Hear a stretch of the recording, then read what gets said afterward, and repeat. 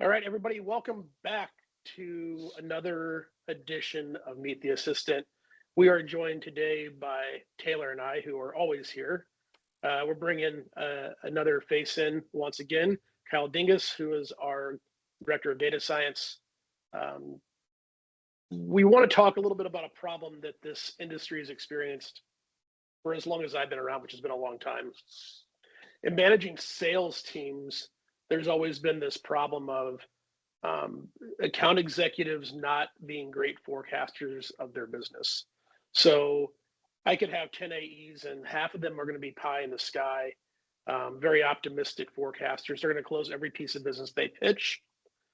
Then there's going to be another half that are, you know, sandbaggers till the day they die.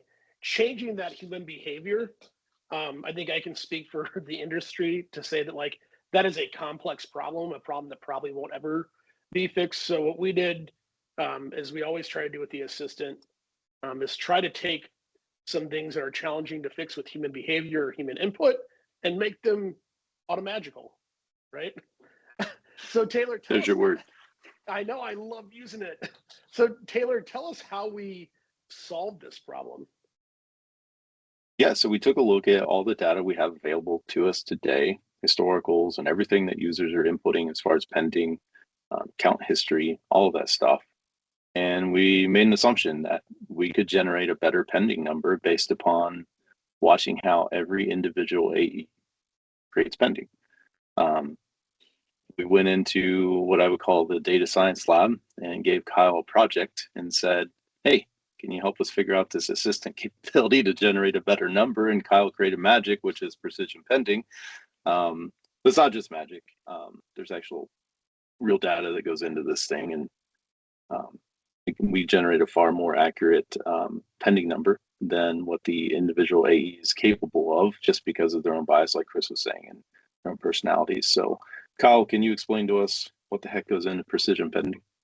Sure. So when a user inputs pending into our system, historically we also ask for a confidence level, right? So if you want to put in $10,000, what's your confidence in that? Might be something like 75%, right? Which just kind of adjusts, expectations about how much of that is actually going to hit the books. Kind of, what's your faith level in that? But to our point here, we're using user behavior as well to further adjust that number based on the specific behavior of these AEs.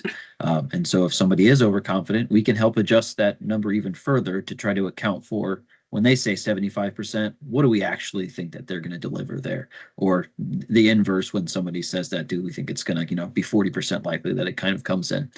And so we kind of used all of our, our history data and we're able to kind of adjust further for the actual user behavior in that process, right?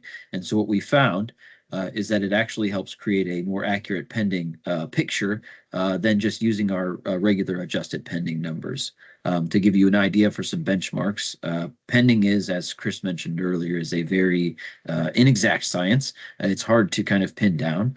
When you look at our raw pending, and then you kind of compare that to adjusted pending, we actually see our adjusted pending is about 33% more accurate than that raw pending number, which makes sense. But going from the adjusted pending to our precision pending numbers, we actually see another 33% jump in accuracy there too.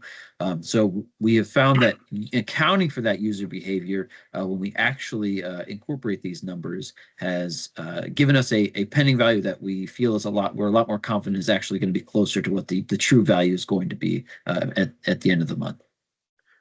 Yeah, so I mean, I think it's fair to say, if my math is right, I mean, it's nearly 70% more accurate than just raw pending by itself. Absolutely. Yeah, it's much more accurate than just that raw pending value. And as we talked about in a previous episode, I mean, it's more important now than ever in this industry to be as accurate as you can with your forecasts. And everybody I know is taking pending into account when they make those forecasts. Now, again, to your point, Kyle, maybe it's not the most exact science to say my bottom up pending is this, or my bottom up forecast is this, therefore I should forecast it. But it's certainly a factor that comes into play. And being a data driven company that we are, we had to figure out a better way than saying my AEs say they're going to close this amount. And I think precision pending really solves that problem. And it reaches into all corners of the product, right? Like we're bringing it into Forecast 360, which is a module that is available to CRM and pricing users that have CRM.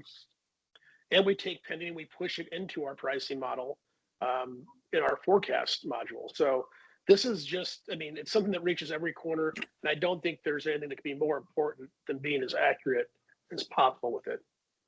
It's not just for the manager though. Like it's incredibly important, like you said, for forecasting and getting more accurate numbers. But it's also, you know, one of our core values is being more transparent inside of the products and exposing to the individual sales rep what that precision pending number is. It's not a hidden number that only the manager gets to see and create a benchmark and a forecast off of. The AE gets to see that, and they ask the questions of why is my number lower than, you know, what I put in for precision pending.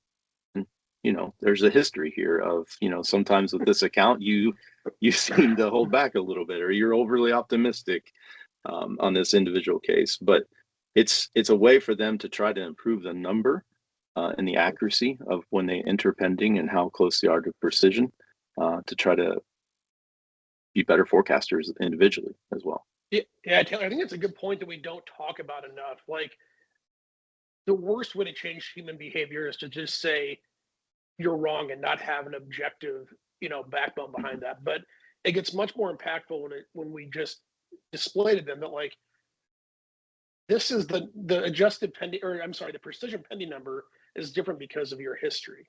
It's like bringing a gun to a knife fight at that point. Like, you hold all the cards when you say this is the real reason behind that, not just because I say I think you're a sandbagger.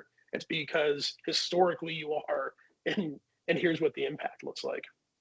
The funny thing is like at this point with pending, we have three numbers. We have the pending as the user enters it when they create it. We have the adjusted value, which brings in the confidence into just a simple mathematical equation to kind of bring that number down just a little bit, probably closer to reality. And then you have precision pending, which is these generated machine learning models that are individualized for every rep and continually updated based upon how good they are, you know, getting better at putting in pending and more accurate. What I think is funny, and we've never actually talked about, is this will become circular. So as they become better at getting closer to the precision pending number, the raw pending numbers will get better, which means precision pending will get better and the adjusted pending will get better.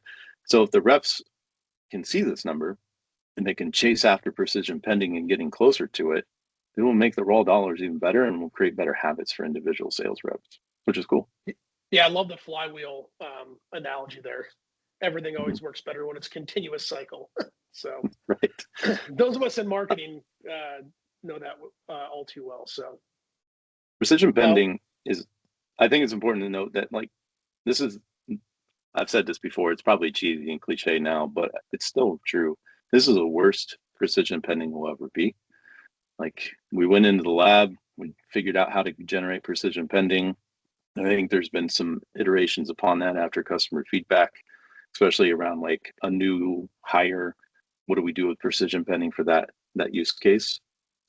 There's a gold mine of more information we can put into these models to make the assistance prediction a little bit better.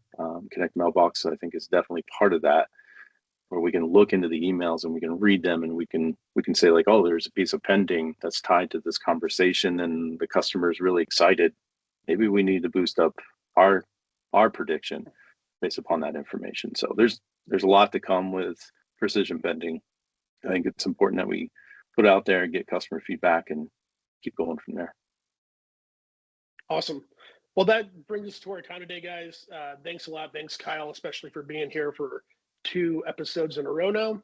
As always, make sure you subscribe to our YouTube channel if you want to find out more information, or you can see our information below if you're interested in reaching out to hear more about how precision pending could help, or if you're a client and you want to know more about what goes into it, or, you know, if you just don't have a good understanding, feel free. Like, we're all here to talk. That's what we love to do. So thanks. Thanks, everybody.